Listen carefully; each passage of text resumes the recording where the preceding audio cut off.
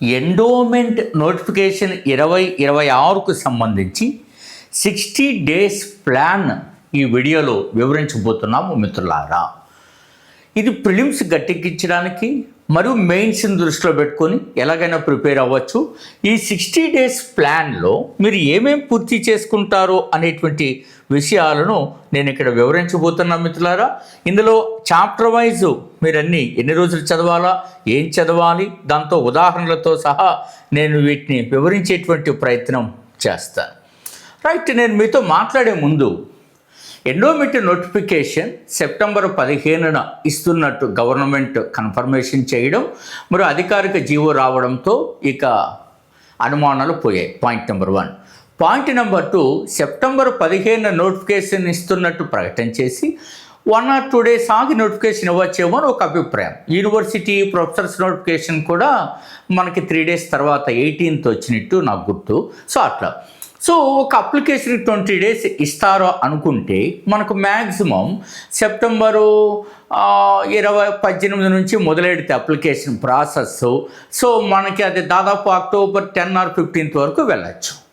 మరి ఎగ్జామినేషన్ ఎప్పుడు ఉండొచ్చు ప్రిలిమ్స్ అని సాధారణంగా జనరల్గా 45 to 50 days ఇస్తారు కాబట్టి డిసెంబర్లో ఉండొచ్చు, మేబీ సంక్రాంతి తర్వాత కూడా ఉండొచ్చేమో అని ఇది ప్రాథమిక అంచనా. ఇవన్నీ కూడా అంచనాలే మరియు ఇవి ఏవి అధికారిక ధృవీకరణ కాదని మీరు అర్థం చేసుకుంటారు. కాబట్టి ఆ తర్వాత మెయిన్స్. కాబట్టి సమయం ఉంది, ఆదరా బాదరా కాకుండా ఎగ్జామ్ ఈవోని క్రాక్ చేసే విధంగా మీరు మీ ప్లానింగ్ ఉండాలి. అందుకే హెడ్డింగ్ ప్రణాళిక లేనితనమే అతిపెద్ద శాపం. ఇది అందరికీ అర్థమై ఉంటుంది. మనకు డాక్టర్ కట్టమూరి చంద్రశేఖరం గారు మరియు మైసెల్ఫ్ డాక్టర్ గోపాల్ రెడ్డి, ఆయనకి 55 ఏళ్ళ అనుభవం, వయసు 75 సంవత్సరాలు. నేను 30 సంవత్సరాల 3 దశాబ్దాల బోధన అనుభవంతో మీకు ఈ యొక్క ఎండోమెంట్ నోటిఫికేషన్కి సంబంధించిన సమగ్ర శిక్షణ అందించడం జరుగుతుంది. దాని తర్వాత వివరాలు నేను మీకు అందిస్తాను. మిత్రులారు, ఇందులో మీరు ఫస్ట్ గమనించాల్సింది మనకి ప్రిలిమ్స్ ఫస్ట్ మీరు రావాలా. ఆ ప్రిలిమ్స్ ఎలా ఉండాలా మీరు ఒకసారి చూడండి. ప్రిలిమ్స్లో ఇక్కడ ఎందుకు రాశానంటే ఎండోమెంట్ సిలబస్ 100 మార్కులకి, జిఎస్ మొత్తం సిలబస్ 50 మార్కులకి. ఇది ఎండోమెంట్ సిలబస్ 12 చాప్టర్స్ మీరు గమనించవచ్చు. ఫస్ట్ ఇందులో ఏం చేయాలా, ఎండోమెంట్ సిలబస్ని 12 చాప్టర్లని తరోగా చదవండి. అది మెయిన్స్కి మనకు ఒకేసారి కంప్లీట్ అవ్వదు. నాట్ ఓన్లీ ప్రిలిమ్స్ కాకుండా మెయిన్స్ దృష్టితోటి చదవండి. క్లియర్ అండి. ఇక జనరల్ స్టడీస్లో మీరు ఏం చేయాలంటే నేషనల్ మూమెంటు, జియోగ్రఫీ, మనము 28 స్టేట్స్ విత్ 9 సబ్జెక్ట్స్ నోట్ రూపొందించాం. ఇట్లా తయారు చేసుకోగలిగితే మీరు జనరల్ స్టడీస్లో ఈజీగా వస్తుంది. ఈ ప్రయత్నం చేయవచ్చు. ఇది మన శ్రీ మేఘన శిక్షణా సంస్థ విద్యార్థులు ఆ పని చేస్తారు. ఇవి కరెంట్ అఫైర్స్, ఇవి ఎంచుకోండి. ఈ జనరల్ సైన్స్, ఆ తర్వాత పాలిటీ, ఎకానమీ, ఎస్ఎన్టీ తర్వాత చదవచ్చు. Polity, economy, S N T already current అఫైర్స్లో కవర్ చేస్తాం కాబట్టి సపరేట్గా నో నీడ్. ఇది మీ ప్రణాళికగా ఉండాలి. ఇక మెయిన్స్ అప్పుడు ఇంకా మీరు డెప్త్గా చదువుకుంటూ రివిజన్ చేసుకుంటూ జనరల్ స్టడీస్ పైన పూర్తిగా ఫోకస్ పెట్టచ్చు. ఇట్లా మీ ప్రయాణాన్ని కొనసాగించవచ్చు. అవసరాన్ని బట్టి ప్లాన్ చేంజ్ చేసుకుందాం. వాళ్ళు ఇచ్చే సమయాన్ని బట్టి తొందరగా ఇచ్చారనుకోండి, మన ప్లానింగ్ కూడా తొందరగా పుష్ చేయవచ్చు. Don't worry.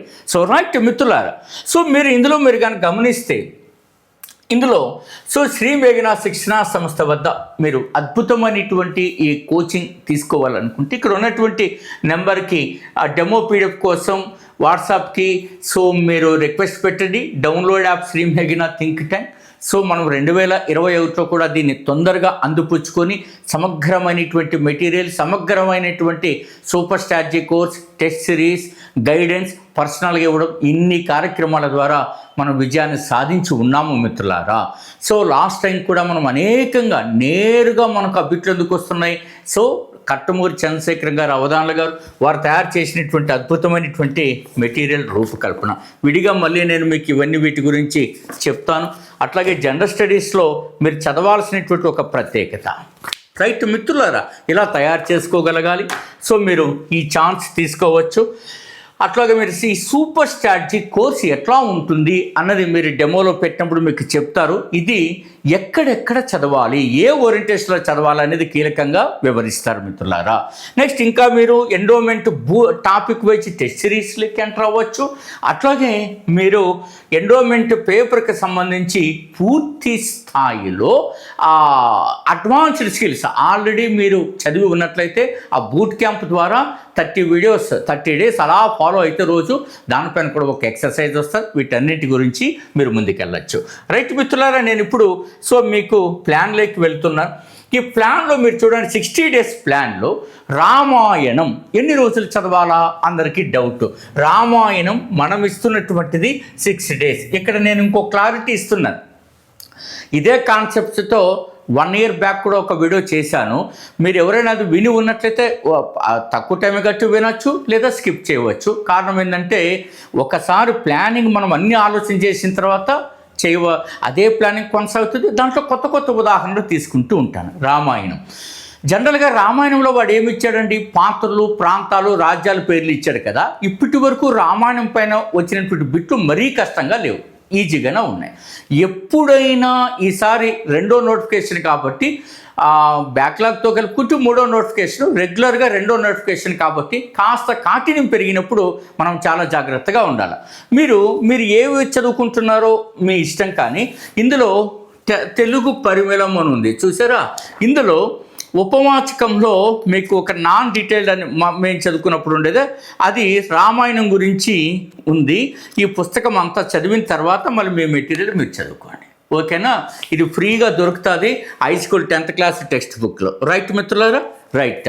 ఇక నేను మీతో మాట్లాడుతున్నా. మరి మనం ఏం చేసాము రామాయణానికి? అవధానులు గారు వారికున్న విశేషమైన అనుభవంతో పాత్ర అంటే ఒక పాత్రని చూడండి, విశ్వామిత్రుడంతా ఒక చోటుకి తీసుకొచ్చాడు సార్. అట్లాగే మీరు గమనిస్తే ఏ పాత్ర అయినా సరే ఒకే చోటుకు వస్తుంది. సో మీరు అలా చేయడం వలన ఏమవుతుంది మనకు చూడండి, హనుమంతుడి పాత్ర అంతా ఒకేసారి. అంటే ఎన్ని పాత్రలు ఉంటే అన్నిసార్లు రామాయణాన్ని రివిజన్ చేసినట్టు అవుతుంది. అలాగే మహాభారతంలో ఈ ప్రక్రియ మనకు ఉన్న విశేషమైన పరిజ్ఞాన వర్గంతో చేయడం జరిగింది. సో అందుకనే మీరు గమనిస్తారు, అవధానులు గారు రాసినటువంటి అనేక పుస్తకాల్లో శ్రీరామ కథామృతం అవధానులు గారు స్వయంగా రాసినది, మైథిలి సీతం వారి నవల. ఇట్లా ఇంతమంది టీం తోటి మీకు కృషి చేయడం జరుగుతుంది. అలా చదవండి 6 డేస్. ఇందులో ప్రధాన పాత్రధారులు, ప్రాంతాలతో కనెక్టివిటీ తీసుకోండి. ఇక మహాభారతం 30 డేస్. ఎందుకంటే మహాభారతం ఎన్నో పాత్రలు కదండి, దాంట్లో ముఖ్యమైన పాత్రలు ఒక 40-50 వస్తాయండి. బిట్లు కూడా చాలా ఎక్కువ వస్తాయండి, 15 to 20 క్వశ్చన్స్ వస్తాయి, జాగ్రత్తగా ఉండండి. అందులో మీరు రాసుకుంటూ వచ్చి కొంచెం డెప్త్గా చదవాలా, కథలు చదవాలా, పర్వాల వైపు కాకుండా పాత్రల వైపుకి అంతా రావడానికి ప్రయత్నం చేయండి. సో మీరు కానీ గమనించి ఈ బుక్ అంతా మహాభారతమేనండి, ఎంత నీట్గా. ఈ మహాభారతం చదివేటప్పుడు పాత్రలు వాటి మధ్య సంబంధాలు తప్పనిసరిగా చదవండి. ఉదాహరణకు మీరు పద్మవ్యూహం గురించి చదువుతున్నాడు, అభిమన్యుడేమో వెళ్ళిపోయాడు, వెనక్కి ఎవరో వస్తామన్నారు, వాళ్ళు రాలేకపోయారు, ఎవరు అడ్డుకున్నారు, ఎందుకు అడ్డుకున్నారు, ఇట్లాంటి విశేషాలు చదివేటప్పుడు మీరు కొత్తగా చదవాలి. బార్బరీకుడు ఎవరు, ఇట్లా కొత్తగా అనమాట. అలా మనకు గంధమాధవం ఏంటి, అలా చదవగలిగితే మీరు ఎక్సర్సైజ్ రాగలుగుతారు. ఇక భాగవతం 3 డేస్ అండి. భాగవతం 3 డేస్. ఇక్కడ చదివేటప్పుడు కొన్ని ప్రముఖ కథలు ఉన్నాయి కదండి, వృత్తాంతాలు, అవి ఏ స్కందంలోటివి అని అది చదివితే కూడా మంచిదేనండి. రైట్ అండి. నెక్స్ట్ హిందూ పురాణాలు. మీరు అనుకుంటే 2 డేస్లో చదవాలి. పురాణాలు అనగానే అష్టాదశ పురాణాలు అంటే 18 పురాణాలు అన్నీ కదా. పురాణాలు ఏమిటి ఎట్లా అనేది మీకు ఒక మంచి ఐడియా రావాలా, అలా చేసుకుంటూ వస్తే సరిపోతుంది. అందులో వృత్తాంతాలు. నెక్స్ట్ మిత్రులారా, దేవాలయాల ఆగమాలు 4 డేస్ పడతాయి. ఎందుకంటే ఆగమాలు చదవడం అనేది అంత ఈజీ కాదు. అది సరైనటువంటి మీకు అర్థమయ్యేటువంటి దాంట్లో పుస్తకాలు రాసుకోవాలి. అందులో అనేకమైనటువంటివి ఉన్నాయి కాబట్టి చదవాలి. ఉదాహరణకు మీరు శైవం చదివేటప్పుడు కాశ్మీరీ శైవం ఎందుకు చదవరు? కాశ్మీరీ శైవంలో ఏం జరిగిందో మీకు విశేషమైనటువంటి ప్రతిభా పాఠవాలతోటి రావాలి. లాస్ట్ టైం ఒక బిట్టడిగా నేను ఆశ్చర్యపోయాను. ఛాయా సోమేశ్వర స్వామి ఆలయం ఎక్కడ, ఎందుకు అడిగాడు? తెలంగాణలో పానగలలో ఉన్న ఆలయాన్ని. అలాంటి మిస్టీరియస్ కథలు ఉన్నటువంటివి ఎక్కువ చదవాలి. మీరు ఇలా చెప్తున్నందుకు విసుగు చెందకుండా దయచేసి వీడియో చివరి వరకు కొనసాగించండి. మీకోసమే ఎంతో ఎఫోర్ట్ పెట్టి చెప్తుంటాము. నేను ఎప్పుడైనా మీరు కోర్సు గురించి 1 or 2 minutes చెప్తాను, మిగతాదంతా మీకు ఉపయోగపడే విధంగా ఉంటాయి. వీడియో అంతా ఎప్పుడో జాయిన్ అవ్వండి అని నేను ఎప్పుడు కోరుకోను. మీకు ఆసక్తి ఉండి మీ అవసరాన్ని బట్టి మీరు జాయిన్ అవుతారు, అది పక్కన పెట్టండి. ముందు సబ్జెక్ట్ ఎక్కువ గెయిన్ చేయడానికి ప్రయత్నం చేయండి, అన్నిదా భావించకండి. సో అది చాలా ఇంపార్టెంట్. ఇది మనకు ఈనాడుకు అంతర్యామి కానవ రాసేటువంటి మన సార్ రాశారు. దానికి ఆ ఆగమాలు చాలా గొప్పగా రాశారు. చూడండి, దేవాలయాల వైఖానసం ఎట్లా రాశాడు ఆయన. వైఖానసం కావచ్చు, పాంచరాత్రం కావచ్చు, చాతాడ వైష్ణవం, ఇందులో గౌడీయ వైష్ణవం కూడా చదవండి. కొత్తగా ఆ శాఖ కూడా వచ్చింది కదా, చదవాలి కదా మరి మనం. అలాంటివి చాలా ఇంపార్టెంట్ అవుతాయండి మిత్రులారా. నెక్స్ట్ చూడండి, హిందువుల పండుగలే కదా అనుకోద్దండి. లోతుగా వెళ్తే కూడా చేయలేరు. దాన్ని పూజా విధానం పైన అడిగేది కూడా ఏం చేస్తారు. మనం దాదాపు 30 నుంచి 40 పండుగలు లిస్ట్ అవుట్ చేసి ఉంటాం. మీరు 30 పండుగలు లిస్ట్ అవుట్ చేసి 10 days.